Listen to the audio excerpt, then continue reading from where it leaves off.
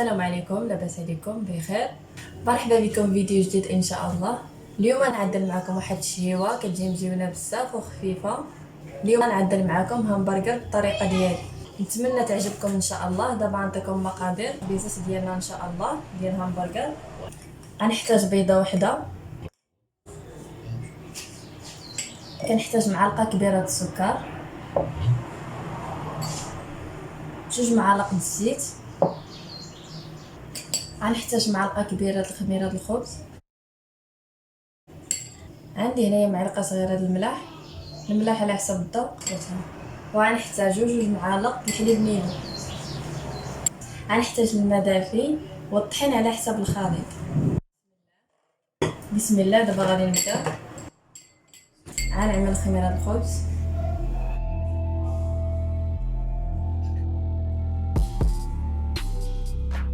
غنعمل السكر، غنضيف عليه الملح،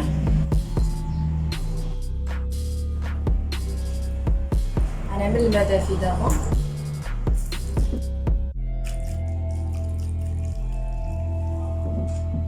غنخلطو مزيان،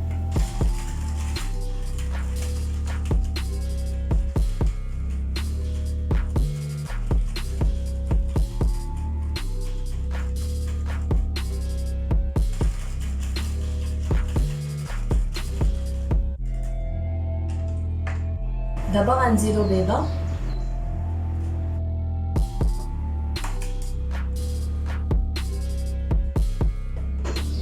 غنخلطوها شويه،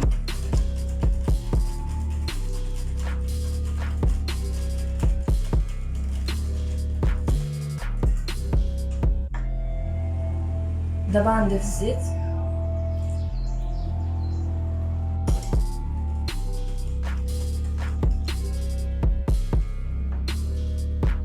دابا غنضيف الطحين،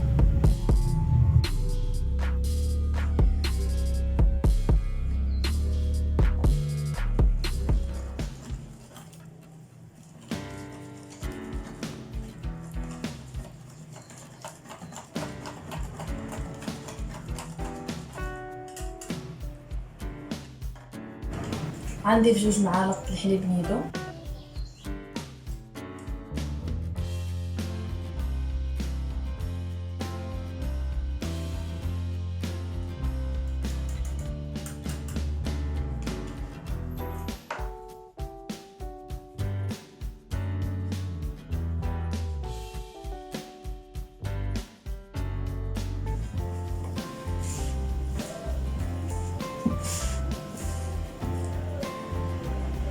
هذه العجينه ديالي من بعد ما دلكتها مزيان هايدا كتبقى خفيفه شويه، كتبقى هايدا ما خفيفه ما ثقيله. دلكتها مزيان، دابا غادي نغطيها بالسلوفان،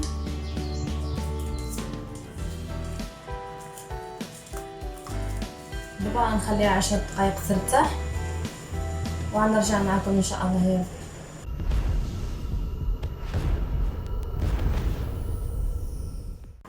هاهي العجينه من بعد ما رتحت خليتها 10 دقائق. بسم الله.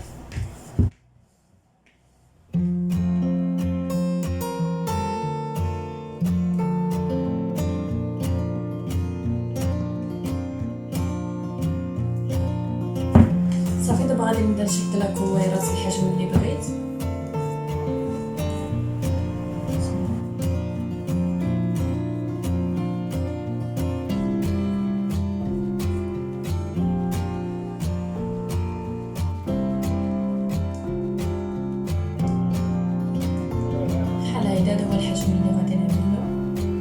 دابا نعملو الخلاطة ديالي داخل الفران.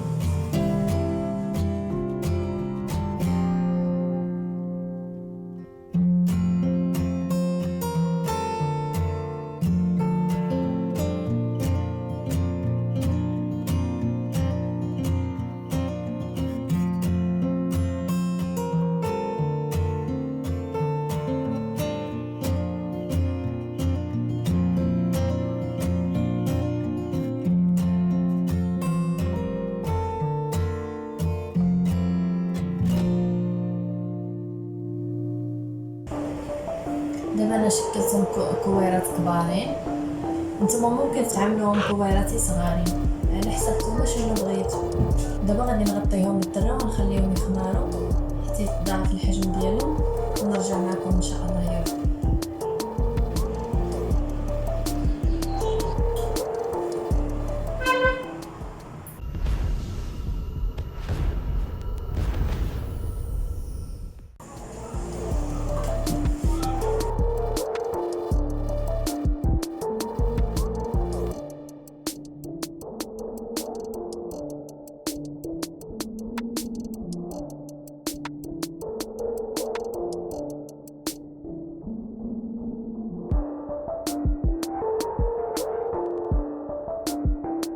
دهنتهم بالحليب. دابا نعمل لهم الزنجلان من الفوق.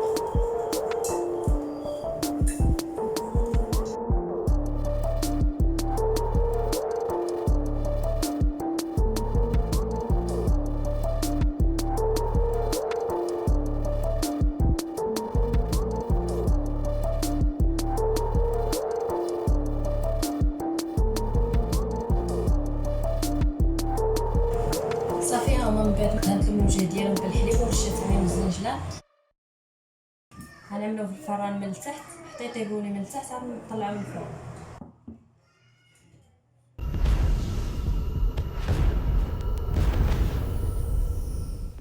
هذا هو شكل الخبيثات ديالنا من بعد ما خرجناهم من الفران. هذا كيجي. دابا غنخليهم يبردوا وغادي نعدل الحشوه ان شاء الله. دابا غنعطيكم المقادير ديال الحشوه. كنحتاج هنا كفته، كنحتاج الكميه اللي غادي نستعملها. غنستعمل الخس، 3 البيضات، عندي هنايا مطيشه مقطعه روايه وبصل. غنحتاج هاد الجبن هذا الهمبرجر.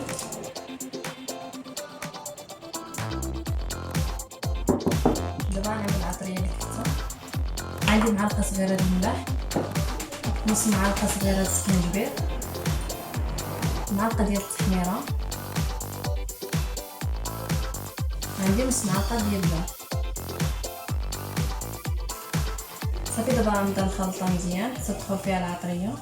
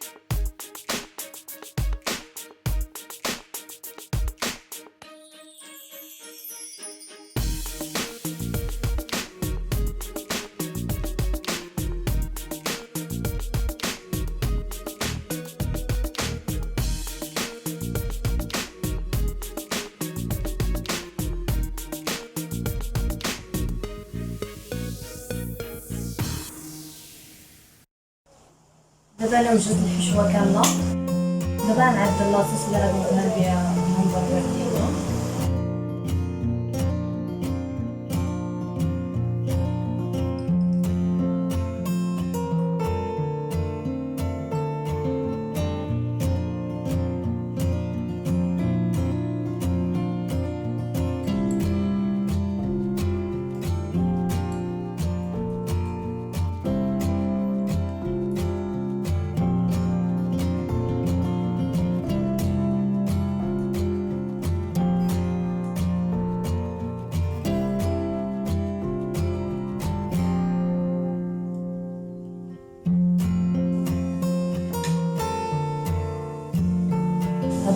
الخبيزات ديال الهمبرجر كيفاش كيجيو هشاشين ومزيانين بزاف.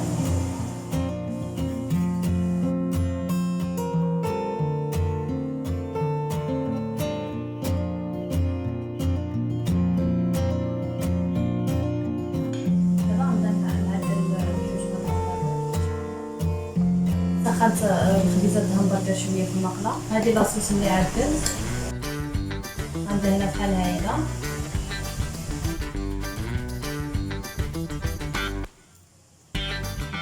دهنت على هذا الشكل.